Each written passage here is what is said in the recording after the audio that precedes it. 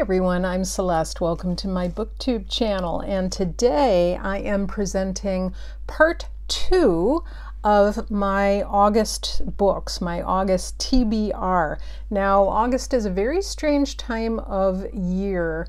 I sometimes plan a lot of books for reading in August and end up not really finishing a lot of them. I do a lot of DNFing in August. I tend to get a little bit grumpy when it comes to my reading in August, and I'm not very faithful to my TBR pile, but we'll see how it goes. Now, I did present part 1 last week and shared some books with you that I absolutely loved. I'm continuing that today. I did have a little bit of footage that was left over from my video last week with some of the books that I was going to discuss, but my battery on my phone was running low, so if I look slightly different in some shots than in others, it's because I'm sort of grafting or editing together video from last week with video from this week.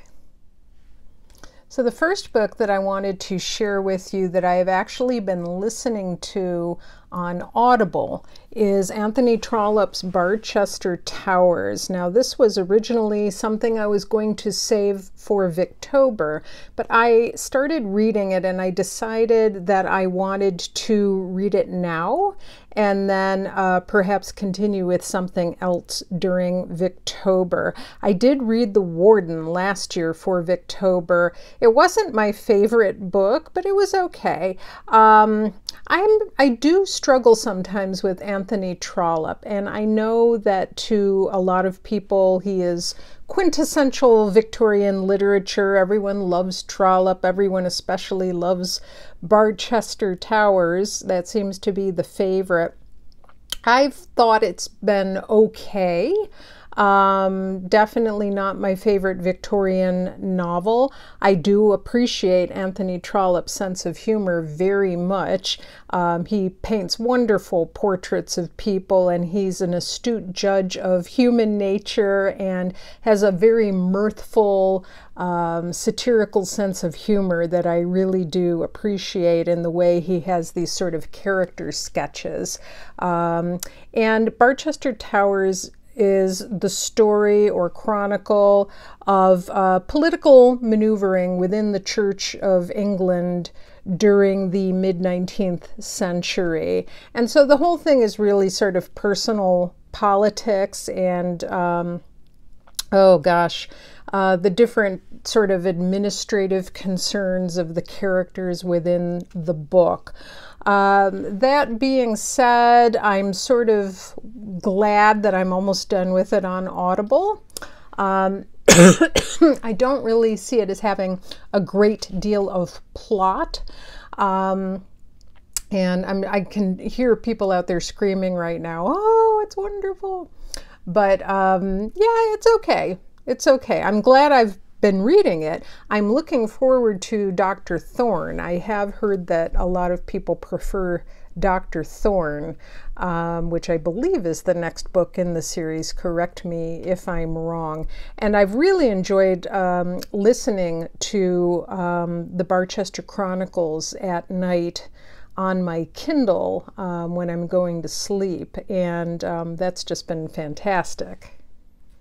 I actually have 2 downloads from Audible. One is the straight read-through by Timothy West, and he has a marvelous voice. You can find all of Anthony Trollope on Audible, narrated by Timothy West, and he really does a wonderful job. And then I also have a dramatization of the complete Barchester Chronicles, and that is narrated by a whole cast of stars: Alex Jennings, Amanda Root, Anna Massey, Brenda Blyton, Eleanor Braun, Emma Fielding, just all kinds of people, and that is really entertaining, much to my surprise. I'm really enjoying that. And I know that there is also a PBS series from the old days, so I'm sort of looking forward to revisiting that as well. I remember it from a long time ago with with a lot of stars as well. I think, oh, what is his name? Donald Pleasance is in it, I think, and a bunch of other stars, Alan Rickman. So I may do a rewatch of that as well, although I understand it's kind of a combination of The Warden and Barchester Towers, so we'll see. I've also been enjoying some vintage books, including the very first mystery in the Penny Parker mystery series, and that is called The Tale of the Witch Doll. Isn't that lovely? Just look at that vintage cover. I have mine in a protective plastic, but this is my edition. And look at the cover. This was published by Couples and Leon, and it is by Mildred A. Wirt, who is also Mildred A. Wirt Benson, also known as Carolyn Keene. In this series, she was writing under her own name. And Penny Parker is basically a high school student. In this book, she's a sophomore.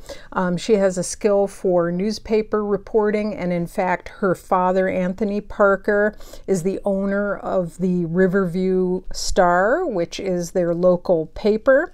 And so sometimes Penny, when she's not solving mysteries, moonlights as a cadet reporter for the Riverview Star, which is marvelous. And in fact, in real life, Mildred Wirt was a newspaper journalist. So there is a lot of Mildred Wirt in this book, and it's just fantastic. Similar to Nancy Drew, Penny's mother has passed away, and there is a housekeeper who helps take care of Mr. Parker and Penny, and her name is Mrs. Weems. So it's just delightful. It's just delightful. And in this book, I'll probably do another video for my Girl Sleuths series where I go into much more detail about the book. But let me just say this. I love how in these old vintage mystery stories, you could be like 7 years old, 8 years old, and open this book and not think twice about the fact that it contains you know, stories of cabaret dancers and seances and seance parlors and nabbing gangsters and criminals, and there's secret passages and all kinds of things going on, and dolls, of course, as you can see from the cover of this. So this has been just marvelous. The basic premise is a dancer named Helen Harmon keeps receiving these mysterious witch dolls, and they're supposedly cursed. So Penny and her friend Louise and some others solve the mystery of the witch dolls and where they're coming from and who's involved in the operation and why. It held my attention all the way through, and it was just so much fun. If you like Nancy Drew, I think you would enjoy Penny Parker. In fact, in Mildred Wirt's obituary, it quoted her as saying, "I always thought Penny Parker was a better Nancy Drew than Nancy is." Mildred Wirt, her favorite character that she ever wrote, and boy did she write a lot, but her favorite was Penny Parker. So do consider giving The Tale of the Witch Doll a try. And if you don't want to spend a great deal of money searching for a vintage copy, they do have copies that they've reissued that you can find on Amazon and in other places, Barnes & Noble and so forth. So do check it out, Tale of the Witch Doll. The book that I am currently enjoying is one of my Nancy Drews, and if you watch my channel, you know that I have been slowly rereading all of the Nancy Drews from my Girl Sleuths series. I love my Girl Sleuths, and more to come on that this fall. I have 5 or 6 more to share with you. But anyways, I have been enjoying number 9, The Sign of the Twisted Candles. I have been on an adventure rereading the first 10 in order, and this is number 9. Now numbers 8, 9, and 10 were written by a gentleman named Walter Carrig. It was not Mildred Wirt Benson, it was Walter Carrig, and he was writing under the pseudonym Carolyn Keene. This is quite good. Basically, in The Sign of the Twisted Candles, Nancy, Bess, and George drive out to an old mansion in the countryside because they're investigating a rumor that an elderly gentleman, the owner, Asa Sidney, is actually being held against his will virtually as a prisoner in the tower. And this old mansion has been turned into a sort of an inn where you can go and have breakfast or lunch, and it is called The Sign of the Twisted Candles. And there's Asa Sidney there, although he's looking suspiciously like David Letterman. I don't know. What do you think? Anyway, he's an elderly gentleman, and he's just passing his 100th birthday. In his younger days, Asa Sidney was actually a chandler or candle maker, and throughout the old mansion, done in scroll and in woodwork and so forth, you can find the sign of the twisted candles on panels of woodwork that go through the old hallways and so forth. So Nancy and her chums are there to solve the mystery at the Sign of the Twisted Candles, and it's really good. I'm enjoying this one quite a bit. And the next one up I will be reading is The Password to Larkspur Lane, number 10. Yay! So I'm on the home stretch of rereading the first 10 Nancy Drews. And then I've also been dipping into stories for summer and days by the pool. This is from the British Library Women Writers. I love the cover on this. It's embossed, so it's supposed to look like the bottom of the swimming pool, and when you feel it, it has sort of the ripply feel to it, so that's kind of fun. This has stories by Virginia Woolf, Catherine Mansfield, Daphne du Maurier, and Mary Lavin. I'm being hard-pressed to find a really good story in here so far, and I'm surprised because normally there are usually some real gems. But yeah, I think the one I like best so far was by Daphne du Maurier, and that was called The Pool. But these are more stories of how, they're not happy stories about summer or childhood or vacations. They're more about how things go wrong with those. And, it refers to the halcyon days of childhood summers and our wonderful memories of those, like you might have from reading The Secret Garden or something like that. But with this, it's more like what goes wrong on the vacation. The sandcastle gets ruined by the ocean waves coming in. People get on each other's nerves, things like that. So maybe I just wasn't in the mood for that, but I'm still trying to find a good story in here that leaves me feeling like really satisfied and glad I read it. But these collections are beautiful no matter what, and I love the cover of this, so that's something, right? If you have read this and you have read a story that you enjoy from here, please do let me know. And the next book that I wanted to share with you that I'll be dipping into in August is called Maiden Voyages, Women and the Golden Age of Transatlantic Travel. Look at this beautiful, beautiful cover. And this is by Sean Evans.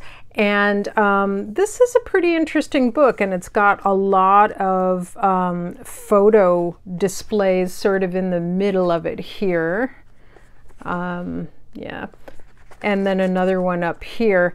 And this is all about women traveling across the ocean in the last century, and it tells you the stories of people like Tallulah Bankhead, Josephine Baker, Hedy Lamarr, Mrs. Astor, and my favorite, the female reporter Martha Gellhorn.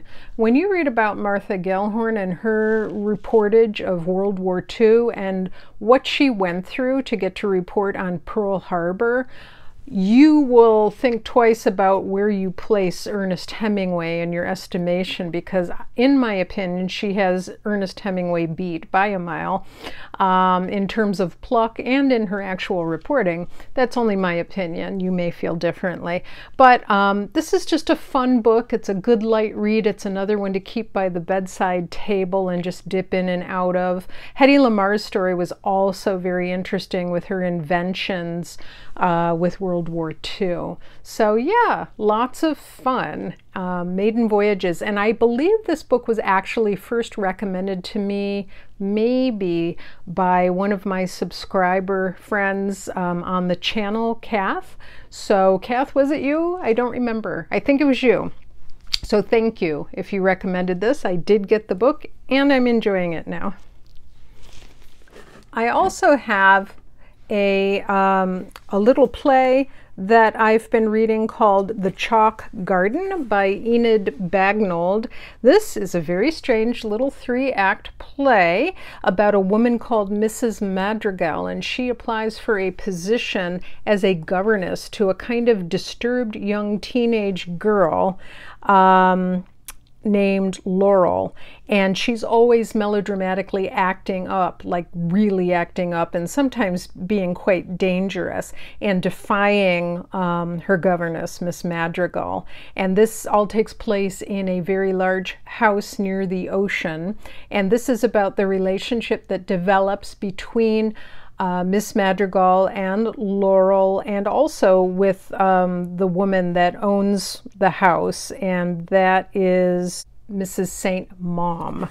So yeah, it's very strange. It was actually also made into a motion picture starring Deborah Kerr and Haley Mills and John Mills, and so I think I may watch that as well, just to get a little bit more of a background on this. You know, one of the things I really love reading about plays is reading the list of props and costumes, the furniture, that they have lists of in here. I just think that's fascinating. Like a large brown and white bowl with dahlias, garden catalogs, an apple, an address book, a glass paperweight, a parasol, a small tray with bottles of creme de menthe and liqueur glasses. I just love things like that.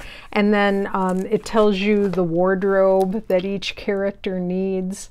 I just love that about reading these old plays from Samuel French. It's just so much fun. It makes you think about writing and about storytelling in an entirely different way. When you're reading it in fiction, prose, like a novel or a short story, you can just sort of envision all that from vague descriptions and you fill in the rest in your imagination. But in a play, it's fun because it's so specific and it makes you really think about objects and their provenance and their use and their symbolism. So yeah, so that was the play I read this month, The Chalk Garden by Enid Bagnold. And then, so on my channel, I don't do a lot of tags because I pretty much have a huge TBR full of books that I already know I want to read. But last week, I think it was last week on my channel, I was speaking about my love of the Great War era and the life Letters and Literature of World War I.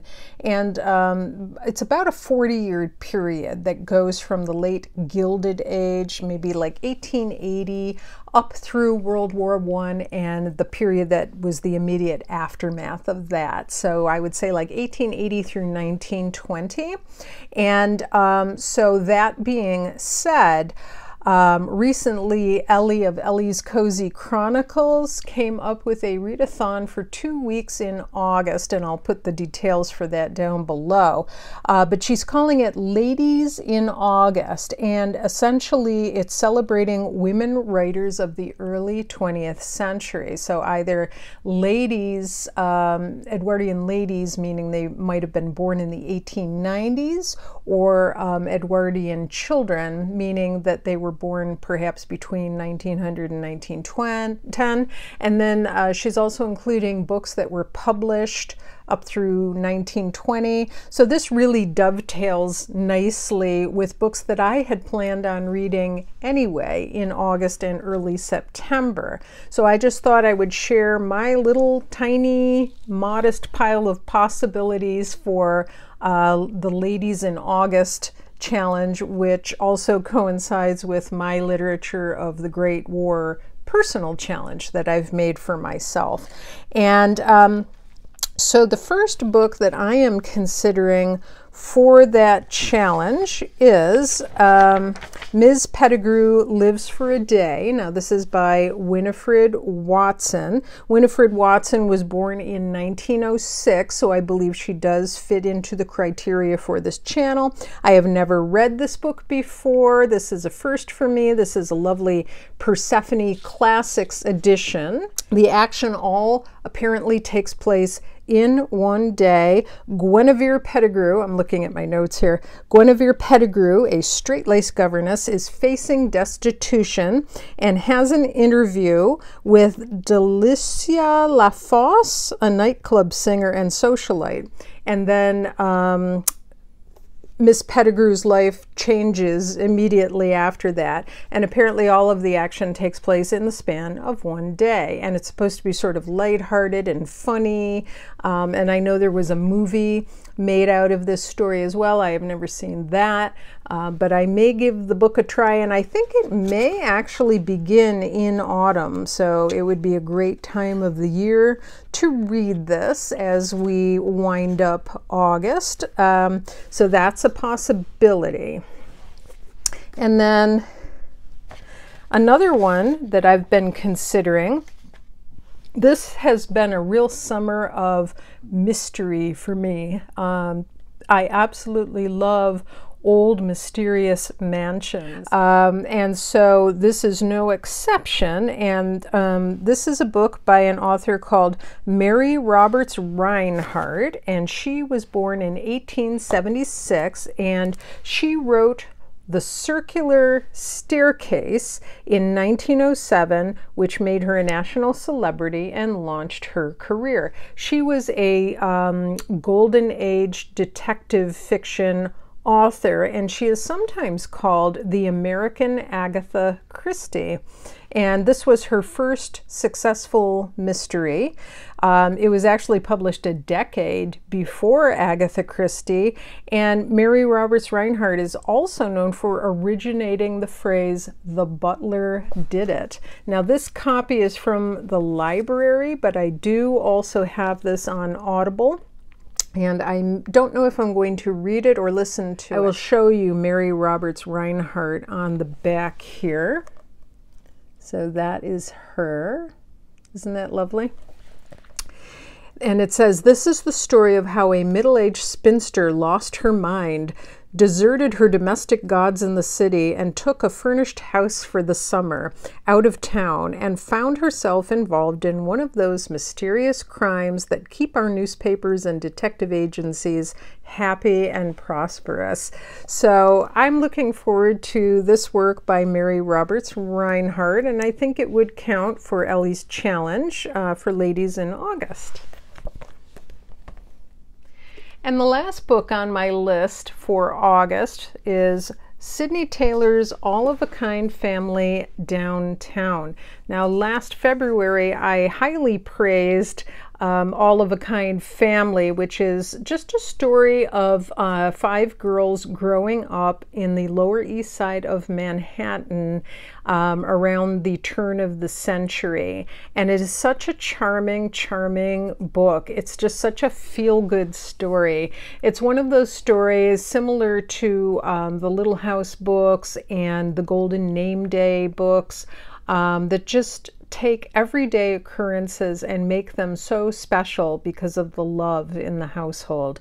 And Sidney Taylor was a Jewish American author. She was born in 1904, and so she would be considered an Edwardian girl. I know All of a Kind Family took place in 1912, and more All of a Kind Family takes place in 1915. I will have to check and see when this takes place.